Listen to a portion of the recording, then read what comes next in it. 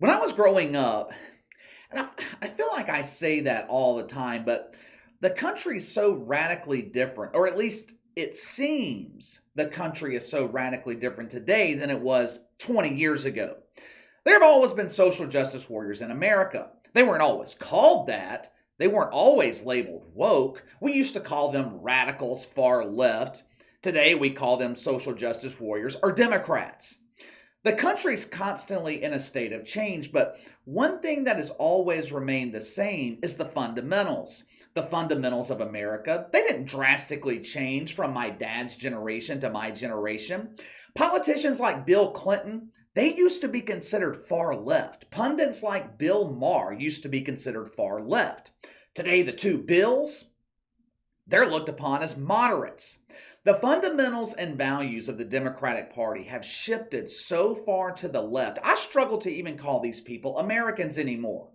The radicals of the 60s and 70s, they were underground. They existed in the shadows. Their ideals were largely rejected by the mainstream media and the general public. These same ideals, they are still rejected by the vast majority of the population, but the media has been compromised. The media has been corrupted. The media presents this radical ideology as if it's widely accepted in the mainstream. They create this environment where if you're not down with the sickness, something's wrong with you, not the other way around. If you're not okay with 7-year-old Danny becoming Danielle, you're a bad parent. If you're not okay with the questioning queef teacher showing your child how to properly use the plunger, you're a bad parent. Years ago, Glenn Beck used to say, one day you will wake up and you won't recognize your own country. We've kind of reached that point. Many people are wondering, how did we get here? They're wondering how it happened. To get a clear understanding, you have to figure out where this ideology started, where it was implemented. When I was growing up, going to college was considered part of the American dream. The establishment, they sold college to the public as a requirement for success. When I was in high school, if you were one of the kids who opted out of going to college, you were looked down upon. Poor Joey. He has such great parents. I don't know where things went wrong with him. He's destined for a life of failure for refusing to go to college. Businesses, they started requiring 4-year degrees for jobs and positions that don't need a college education. Why in the fuck do you need to go to college to get a job in sales? Why do you need to go to college to be a purchasing agent at a steel mill? The answer is you don't, which begs the question, how and why did college become a requirement? The answer comes down to the two M's, money and motive.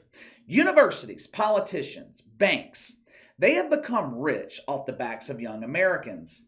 In 1964, the average cost of 1 year of college was $243. Now, adjusted for inflation, that's about $2,300 in today's money. Now, I chose the year 1964 for a reason, because in 1965, the government passed the Higher Education Act. This was part of Lyndon Johnson's Great Society, which paved the way for the socialist bullshit that we're dealing with today. The Higher Education Act, it allowed banks to offer loans to college students backed by the federal government. Previously, no bank in their right mind would lend thousands of dollars to an 18-year-old kid who had no skills or ability to pay the loan back. With the federal government backing the loan, it mitigated the bank's risk. In other words, the banks knew they were getting paid. It was essentially free money for the banks, free money for the universities, the vast majority of which were owned by the state. Everyone wins, right? I mean, kid gets a college degree, workforce gets skilled labor, bank makes money, government makes money. Just like all social justice programs, they look great, they look noble on paper, but in practice, they're a disaster. From the mid-1960s to 1993, college tuition doubled. Now that's understandable. Prices will naturally increase at that rate over a period of 30 years. In 1993, The government passed the Student Loan Reform Act. Oh, this was a great program. We don't need these banks to bend young people over. Why have a threesome when we can bang these kids on our own? Let's keep the lovemaking traditional. The SLRA, it allowed the government to bypass the banks completely and lend money directly to college students themselves. And guess what happened? From 1993 to 2003, college tuition doubled. Since 2002, college tuition has risen 124%. It's outpaced inflation by 171%. Every year, college tuition goes up by over 6%. Why? Because the government's making money both ways. They make money off the interest on your student loans, and the money they loan you largely goes to state universities. Now let's get to the other M, motive. Much of the social justice bullshit that we see today started at the college level. Critical race theory started at Harvard. Many colleges and universities, they offer entire programs on social justice. Northwestern, Loyola, University of Iowa. They have a program for K through 12 teachers on how to teach social justice to your children. Columbia, UMass, Georgetown, the list goes on and on. The thinking is, if they can indoctrinate young people at the college level, they would have loyal social justice warriors for life. The problem is, they were right. This has been going on for decades at the college level, and parents were oblivious to it. Guess where Barack Obama was indoctrinated with social justice? College. Now, I know I joke around a lot about woke you, but woke you is real. It's just called Georgetown, Harvard, or in this case, George Washington University. Since 1926, the mascot of George Washington University has been the Colonials. I mean, it makes sense, right? George Washington's one of the founding fathers of America, which is now considered evil and racist. George Washington owned slaves, don't you know? My woke sources tell me that automatically makes him a racist. I also heard he refuses to support Tran Dan. What they don't tell you is many of the slaves in the 1700s were white people. During the summer of 2020, when it was considered popular and mainstream to be a complete dumbass, hell, it's still considered mainstream to be a dumbass today. Just turn on ESPN, the network's full of stupid fucks. We talked about Around the Horn yesterday, a show that used to be about intellectual sports debate. Now, Around the Horn is nothing but a competition between stupid fucks to see who can be the biggest shit fuck. They no longer declare a winner on Around the Horn. That wouldn't be equitable. In our modern woke society, everyone is a winner. All participants receive a woke hug along with cucumber insertion. July 2020, George Washington University, they created a committee. Oh, you guys know how much woke shit fucks love themselves a committee. How do you think we developed the woke hug initiation? We noticed how street gangs initiate members by beating the shit out of them. It's called blood in, blood out. Our woke hug initiation, we call it fingers in, fingers out. Woke love forever. This committee was called the Special Committee on Colonials Moniker. Let me get this straight. You developed a committee on your fucking mascot? What the hell is the point? Why do you need a group of dumbasses getting together to talk about a mascot? Well, Casey, you just don't understand. The term colonials can be offensive. Oh, really? Please, oh wise one, tell me how colonials can be offensive. According to the people who taste the rainbow, the term colonials is a bad word. It represents people who stole land from Native Americans. They introduced slavery to America. They killed people for land and survival. These are harmful memories. Oh, they hurt feelings. We cannot ignore this. We must atone for our white privilege. The committee claims that a mascot, or what they call a moniker, must be used to unify the community. Oh, there's that word again, that special word, unity. Oh, how I just love me some unity on a Thursday morning. Mix some unity with equity, sprinkle a little bit of diversity, you have yourself a nice woke smoothie. It's thick with bullshit, but you can't use a spoon to eat it. No, no, no, no. You must use a straw. Social justice warriors love to suck. Seriously, though, what mascot unifies a community? Do the Saints unify New Orleans and influence people to go to Catholic church? Alabama's the Crimson Tide.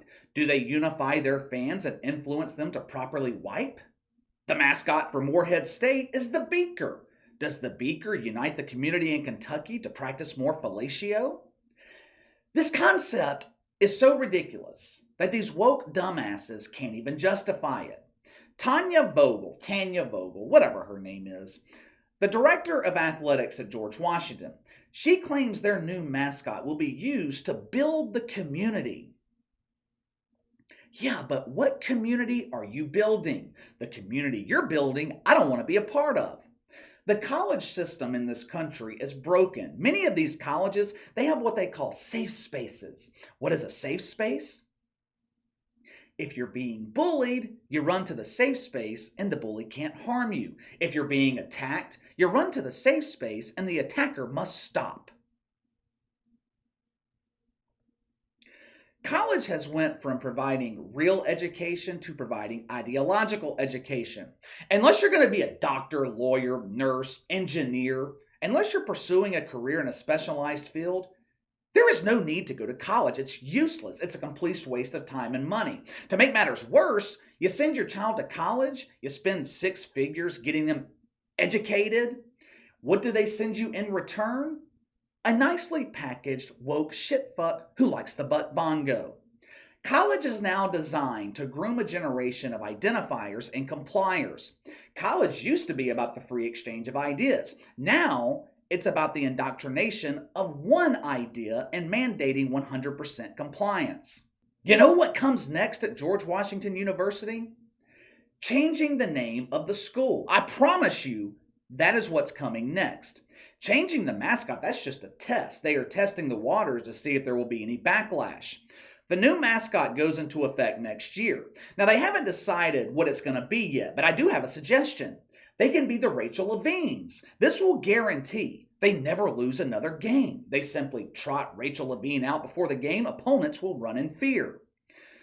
During the summer of 2008, Michelle Obama, she was giving a speech in Puerto Rico, and she accidentally said something in that speech that made the Obama campaign yank her off the campaign trail. Michelle Obama said, "We have to change our traditions. We have to change our history. We have to move into a different place." Isn't that exactly what's happening? Think about everything that's changed. Washington Redskins to Commanders, Cleveland Indians to Guardians. You have toddlers watching grown men spank ass at pride parades. We have sports leagues, overly politicized, pushing every woke agenda. And none of it's by accident, it's all by design. The greatest threat to America is not China. Vladimir Putin, he's a pimple on an elephant's ass, otherwise known as Rachel Levine's face. The greatest threat to America is right here at home. They're attacking you on every front: gas, groceries, corrupting your children. They are waiting for you to reach your boiling point, waiting for you to beg them for the solution to the problem they created. The enemy's the same. This has happened before. Woodrow Wilson, FDR. You look at what Joe Biden's doing, it's the exact same thing that FDR did. I think they like to blame Herbert Hoover for the Great Depression. FDR made the Great Depression last for a decade. The rest of the world made it out. The only place it's called the Great Depression's here in America. Joe Biden's doing the same thing. It's the same strategy the Fabian socialists used in Europe. You heat society up so you can rebrand the culture in your own image. But anyway, I'm rambling off topic. Let me know what you think. George Washington University changing their mascot because it's too offensive. Do you agree that college is a complete ripoff and waste of time? Sound off in the comments below. Make sure to like and subscribe. Click the notification bell to receive all notifications from the channel. Best way to contact me is by email at btlkc84@gmail.com, KC_BTL84 on Twitter. I'll see you guys later.